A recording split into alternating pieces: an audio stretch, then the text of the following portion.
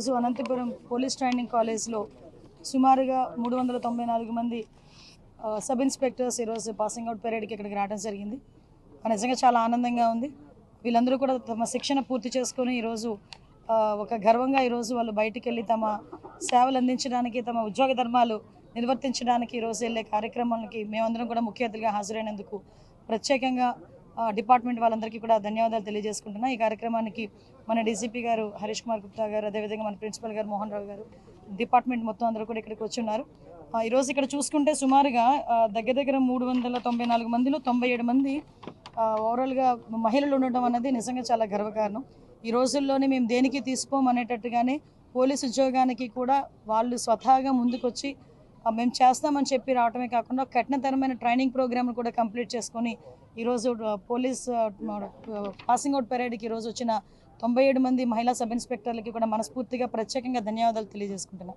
అదేవిధంగా ఈరోజు ఇక్కడ చూసుకుంటేనండి దగ్గర బీటెక్ చేసిన వాళ్ళు, బీకామ్ చేసిన వాళ్ళు, ఎంటెక్లు చేసిన వాళ్ళు, బీఫార్మసీ చేసిన వాళ్ళు, అదేవిధంగా ఇంతకు ముందు డిపార్ట్మెంట్లో పోలీస్ కానిస్టేబుల్గా ఉండి ఎస్ఐల కింద ఎలాగైనా అవ్వాలి అని తపంతో చాలా దూర ప్రాంతాల నుంచి చాలా కష్టపడి ఈరోజు ఈ ఎస్ఐ ట్రైనింగ్ పూర్తి చేసుకొని ఈరోజు బయటకు వెళ్ళే పరిస్థితి ఈరోజు కనిపిస్తూ ఉంది. ఈరోజు చాలామంది పోలీస్ డిపార్ట్మెంట్ వాళ్ళని కూడా ఈరోజు ఎప్పటికెప్పుడు గౌరవ చంద్రబాబు నాయుడు గారి ఆదేశాల మేరకు టెక్నాలజీని బేస్ చేసుకొని విజిబుల్ పోలీస్ కన్నా ఇన్విజిబుల్ పోలీసింగ్తో నేరాలను అరికట్టాలి అనే ఒక కృతనిశ్చయంతో ఈరోజు గౌరవ చంద్రబాబు నాయుడు గారు, ముఖ్యమంత్రి వర్యులు, అదేవిధంగా పోలీసు సిబ్బంది అందరం కూడా మేము పనిచేయడం అందరూ కూడా చూస్తున్నారు. దానిలో భాగంగానే సుమారుగా 1,00,000 సీసీటీవీ కెమెరాలని మేము ఇన్స్టాల్ చేయాలని చెప్పి లక్ష్యంగా పెట్టుకున్నాం. మేము మ్యాక్సిమం ఈ ఏప్రిల్ ఎండింగ్ నాటికి అది పూర్తి చేయగలమన్న నమ్మకం కూడా మాకుంది. ఇంతకుముందు గవర్నమెంట్లో మీకు తెలుసు సీసీ కెమెరాలు కూడా పనిచేయని పరిస్థితుల్లో, ఈవెందో పోలీస్ స్టేషన్స్లో కూడా సీసీ కెమెరాలు పనిచేయని పొజిషన్స్లో ఉన్నాయి. కానీ ఈరోజు పరిస్థితులు ఎలా ఉన్నాయంటే ప్రతి చోట ఈవెన్ గౌరవ నారా లోకేష్ గారు, విద్యాశాఖ మంత్రి నారా లోకేష్ గారిని కూడా మొన్న మేము డీజీపీ గారు రిక్వెస్ట్ చేసి ప్రతి హాస్టల్లో కూడా, ఉమెన్ హాస్టల్స్లో కూడా, గర్ల్స్ హాస్టల్ దగ్గర కూడా సీసీ కెమెరాలు ఏర్పాటు చేయమని చెప్పడం జరిగింది. ఈవెన్ అన్ని డిపార్ట్మెంట్స్లో ఉన్న మంత్రులందరికీ కూడా మేము ఇన్ఫార్మ్ చేయడం జరిగింది. హాస్పిటల్స్ దగ్గర నుంచి ప్రతి చోట కూడా సీసీ కెమెరాస్ ఉండాలి, ఎక్కడ ఏమి జరిగినా కూడా ఇమీడియట్గా దానికి రెస్పాండ్ అయ్యే పరిస్థితి కనిపించాలి అని. దానికి ఎగ్జాంపుల్ ఏంటంటే నిన్న ట్విట్టర్లో ఒకటి వచ్చింది. తిరుపతి దగ్గర ఒక హాస్టల్ పిల్లలు బయటకు వెళ్తూ ఉంటే ఒక మిస్బిహేవ్ చేసి ఒక అతను వెళ్ళిపోతాడు ఇష్టానుసారంగా మాట్లాడి. సో ఇమీడియట్గా అక్కడ నియర్ బై ఒక పోలీస్, అక్కడ నియర్ బై ఒక ఇంటి దగ్గర సీసీ కెమెరాలు అది క్యాప్చర్ చేసుకొని ఒక అన్నోన్ పర్సన్ మాకు ట్వీట్ పెట్టాడు. దాన్ని మాకు పంపించేసరికి మేము ఇమీడియట్గా ఎస్పీ గారికి పంపించేసరికి వాటిని ట్రేస్అవుట్ చేసుకొని అలాంటి వాటిని కూడా, అంటే ఈవ్ టీజింగ్ని కూడా అరికట్టడానికి సీసీ కెమెరాలు ఉపయోగపడే పరిస్థితి ఈరోజు కనిపిస్తూ ఉంది. ఇంతకుముందు కొంచెం లేటుగా కానీ మామూలుగా కూడా బయటకు రావాలన్నా ఈవ్ టీజర్స్ వలన ఇబ్బంది పడే ఆడపిల్లలు కూడా ఈరోజు ఈ సీసీ కెమెరా సర్వేలెన్సెస్ ఉంటే కనుక ఎటువంటి ఇబ్బంది పడకుండా బయటకు వచ్చే పరిస్థితి. తప్పు చేసిన వాడు ఎవడూ కూడా తప్పించుకోకూడదు అనే ఒకే ఒక దృక్పథంతో ఈరోజు ఇన్విజిబుల్ పోలీసింగ్కి కూడా ప్రత్యేకమైన ప్రాధాన్యత ఇస్తూ డ్రోన్స్ని కూడా ఏర్పాటు చేసి ప్రతి పోలీస్ స్టేషన్లోనే ఏర్పాటు చేసే పరిస్థితి కూడా కనిపిస్తూ ఉంది. మీ అందరికీ తెలుసు ఈరోజు పోలీస్ డిపార్ట్మెంట్ గాంజాయి పట్ల, అదేవిధంగా డ్రగ్స్ పట్ల అక్కడ ఉక్కుపాదం మోపడం, ఈగలకి కూడా ప్రత్యేకంగా ఒక బడ్జెట్ కేటాయించుకోవడం, సైబర్ పోలీస్ స్టేషన్స్ని కూడా ప్రతి జిల్లాలో ఏర్పాటు చేసుకోవడానికి బడ్జెట్ని రూపొందించుకోవడం కూడా జరిగింది. ప్రత్యేకంగా గౌరవ చంద్రబాబు నాయుడు గారికి, అదేవిధంగా ఆర్థిక శాఖ మంత్రి పయ్యావుల కేశవ్ గారికి, పవన్ కళ్యాణ్ గారికి కూడా ప్రత్యేకంగా ధన్యవాదాలు తెలియజేసుకోవాలి. ఎందుకంటే ఎప్పుడూ లేని విధంగా హోమ్ డిపార్ట్మెంట్కి ప్రత్యేకమైన నిధులు ఏర్పాటు చేసుకోవడం కూడా ఈరోజు బడ్జెట్ కేటాయించడం కూడా జరిగింది. వీటన్నిటితో పాటు పోలీస్ డిపార్ట్మెంట్ని స్ట్రెంథెన్ చేయడానికి, ఇన్ఫ్రాస్ట్రక్చర్ డెవలప్ చేయడానికి, వాళ్ళకి కావలసిన టెక్నాలజీకి సంబంధించిన అంత ఎక్విప్మెంట్ కూడా, ఈవెన్ దో మాకు టార్గెట్ ఒకటేనండి, 100 రోజుల్లో కన్విక్షన్ పడేటట్టుగా మేము ప్రయత్నం చేయాలి. 100 రోజుల్లో ఇప్పుడు ఒక పోక్సో కేసు ఉంది. ఆ పోక్సో కేసు మొన్న రీసెంట్గా మీకు ఎగ్జాంపుల్ చెప్పాలి, విజయనగరం జిల్లాలో ఒక పోక్సో కేసు మాకు నమోదైంది. ఇమీడియట్గా అక్కడ ఉన్న ప్రాసిక్యూషన్ డిపార్ట్మెంట్ వాళ్ళు కానీ, పోలీస్ డిపార్ట్మెంట్ వాళ్ళు కానీ, ఫోరెన్సిక్ వాళ్ళు కానీ కోఆర్డినేషన్తో పనిచేయడం వల్ల అతనికి బెయిల్ రాకముందే వితిన్ 100 డేస్లోనే కన్విక్షన్ పడి 25 సంవత్సరాలు శిక్ష పడే విధంగా మొన్న రీసెంట్గా 4-5 సంఘటనలు కూడా మీకు గుర్తు చేయాలి. ఇదే మేము టార్గెట్గా పెట్టుకుంటున్నాం. దీనికి ప్రత్యేకంగా ప్రతి నెల కూడా ప్రాసిక్యూషన్ వాళ్ళతోని, డిపార్ట్మెంట్ వాళ్ళతోని కోఆర్డినేషన్కి మీటింగ్స్ కూడా కండక్ట్ చేసుకొని, అంటే ఇప్పుడు విషయం ఎలా అవుతుందంటే చాలామందికి ఉన్న అపోహ ఏంటంటే దొరుకుతాము, తప్పు చేసాము, దొరికితే చాలా రోజులు పడుతుంది కదా శిక్ష పడేదానికి, తర్వాత ఏం జరుగుతుందో అన్న పొజిషన్ నుంచి మనం కంపల్సరీ తప్పు చేసిన తర్వాత, దొరికిన తర్వాత ఇమీడియట్గా శిక్ష పడుతుంది అన్న భయం అయితే క్రియేట్ అవ్వాలి. అట్ ద సేమ్ టైం చట్టాల్లో ఉంది, పోక్సో కేసు నమోదైన వెంటనే వాళ్ళ మీద కూడా రౌడీ షీట్ ఓపెన్ చేసే పరిస్థితులు కూడా ఈరోజు చట్టాలు కల్పించబడ్డాయి. దాన్ని బేస్ చేసుకొని కూడా ఆడపిల్లల మీద అఘాయిత్యాలు తెగబడిన వాళ్ళు ఎవరైనా ఉంటే కూడా వాళ్ళ మీద ఇమీడియట్గా కేసు ఫైల్ చేయడమే కాకుండా వాళ్ళ మీద రౌడీ షీటర్లు కూడా ఓపెన్ చేసే పరిస్థితి కూడా కనిపిస్తూ ఉంది. మరీ ఎక్కువైతే వాళ్ళ మీద పీడీ యాక్ట్లు కూడా వాళ్ళ మీద పెట్టే పరిస్థితి కూడా కనిపిస్తూ ఉంది. ల్యాండ్ గ్రాబింగ్ కానీ అదేవిధంగా సైబర్ క్రైమ్ విషయంలో కానీ ఎక్కడా కూడా టాలరేట్ చేసే పరిస్థితి కనిపించట్లే.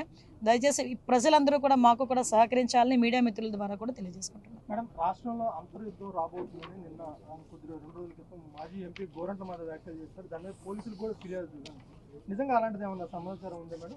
అంటే ఆయనకి ఎలా తెలిసింది, ఆయన ఇంటెలిజెన్స్ ఎలా పనిచేస్తుందో తెలియట్లేదు. కానీ ఆయన ఇంటెలిజెన్స్ ముందు వైఎస్ఆర్సీపీలో జరగబోయే అంతర్యుద్ధాల గురించి మాట్లాడుకోమనండి. ఆ అంతర్యుద్ధాల గురించి మాట్లాడుకుంటే తర్వాత మా అంతర్యుద్ధాల గురించి తర్వాత అతను మాట్లాడవచ్చు.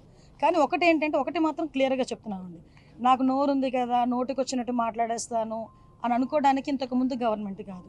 ప్రజల్ని రెచ్చగొట్టే విధంగా మాట్లాడడం కానీ సమాజంలోని ఇబ్బందులు పడే విధంగా సమాజంలో ప్రజలు కూడా ఇబ్బంది పడే విధంగా కనుక మాట్లాడే పరిస్థితి ఉంటే కనుక వాళ్ళ మీద ఎట్టి పరిస్థితి చట్టపరమైన చర్యలు తీసుకోవడానికి ఎక్కడా కూడా బ్యాక్ స్టెప్ వేసే పరిస్థితి అయితే ఉండదు.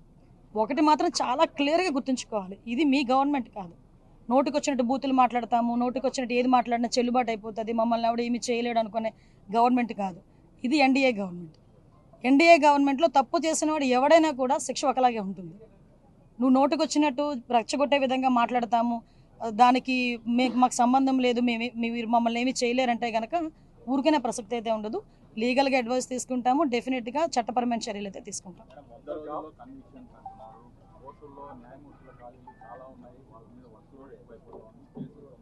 ఎస్ అండి, దాని గురించేనే దాని గురించేనే రీసెంట్గా గౌరవ చంద్రబాబు నాయుడు గారితో ఒక మీటింగ్ కూడా ఏర్పాటు చేసుకోవడం జరిగిందండి. పీపీలు ఏపీపీలు మొత్తం అన్ని కూడా మేము అన్ని ఫిల్ చేసుకోవడం ఒక ఎత్తు అయితే, ఈ ప్రాసిక్యూషన్కి సంబంధించి ఎవిడెన్స్ సబ్మిట్ చేయడంలో ఫోరెన్సిక్ డిపార్ట్మెంట్ కూడా లేట్ చేయకుండా వితిన్ 5 డేస్లోనే ఫోరెన్సిక్ రిపోర్ట్ ఇవ్వడానికి కానీ డాక్టర్స్ దగ్గర నుంచి వూండ్ సర్టిఫికేట్స్ రావడం కానీ ఇవన్నీ కూడా మేము టార్గెట్ పెట్టుకున్నామండి. ఈరోజు 100 రోజుల్లో కన్విక్షన్ పడాలి అని మేము టార్గెట్ పెట్టుకున్నాం. ఆ టార్గెట్ ఫుల్ఫిల్ అవ్వడానికి మా ఇన్ఫ్రాస్ట్రక్చర్ మేము డెవలప్ చేసుకుంటున్నాం. At the same time legal టీమ్ని కూడా మేము కొంచెం స్ట్రెంథెన్ చేసుకునే పరిస్థితుల్లో మేము ఈరోజు ఉన్నాం. మేడం, పోసాన్ ఎపిసోడ్ ఏంటి మేడం? ఇప్పటికే చాలా చోట్ల కూడా కేసులు నమోదైనాయి కదా.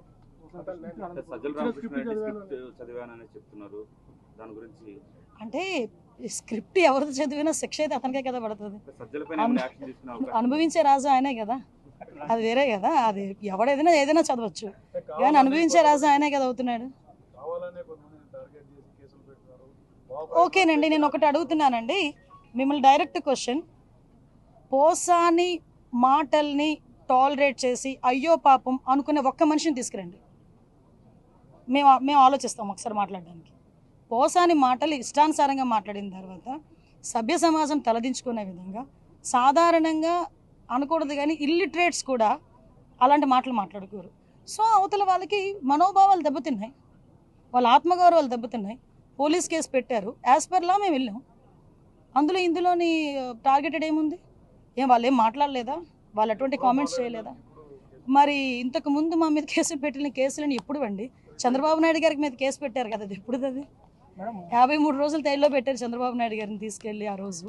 అంటే ఒకటి ఎప్పుడు కాదు, మాకు మాకు కేసు వచ్చింది, మేము యాక్షన్ తీసుకోవాలి, డెఫినెట్గా తీసుకుంటాం.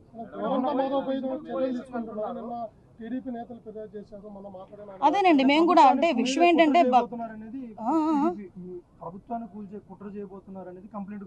అంటే అదేనండి ఇందాక మీకు చెప్పాను, ఏది పడితే అది మాట్లాడడానికి అవ్వదండి. డెఫినెట్గా నీకైతే వాక్ స్వతంత్రం ప్రజాస్వామ్యంలో అంబేద్కర్ గారు ఇచ్చారు, కానీ ఎలా పడితే అలా మాట్లాడమని ప్రజాస్వామ్యంలోని కూడా రాజ్యాంగంలో కూడా లేదు. అంటే అవతల వాళ్ళని రెచ్చగొట్టే విధంగా మాట్లాడడం కానీ, ప్రభుత్వాలని రెచ్చగొట్టే విధంగా మాట్లాడడం కానీ, ప్రజలను రెచ్చగొట్టే విధంగా మాట్లాడే పరిస్థితి ఉంటే కనుక కంపల్సరీగా చట్టపరమైన చర్యలు తీసుకుంటాం.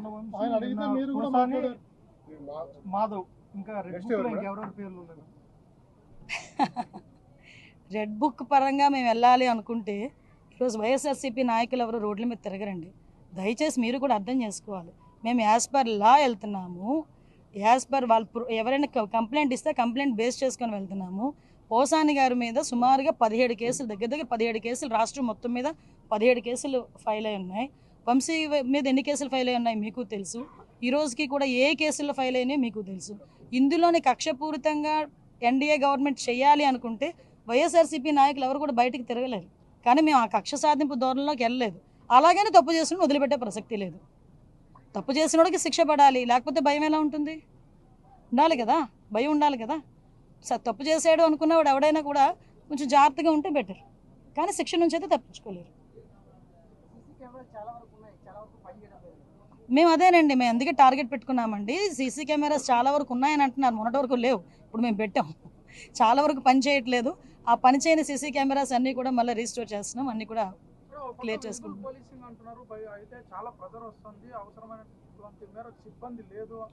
ఎస్, నిజమేనండి. ఈరోజు సుమారుగా 394 మంది ఎస్ఐలు బయటకు వచ్చారు. ఆల్రెడీ 6500 మందికి కానిస్టేబుల్స్కి ఈరోజు రిక్రూట్మెంట్ కూడా జరుగుతుంది. మొన్న మొత్తం ఫిజికల్ టెస్టులు అన్నీ కూడా అయిపోయినాయి, రిటర్న్ టెస్ట్ ఒకటి పెండింగ్ ఉంది. ఇమీడియట్గా అది కూడా బయటకు వచ్చిన తర్వాత వాళ్ళు ఒక 6500 మంది బయటకు వస్తారు. సుమారుగా మేము గవర్నమెంట్లోకి వచ్చేసరికి 20,000 మంది సిబ్బంది కొరతతో ఉన్నాం పోలీస్ డిపార్ట్మెంట్.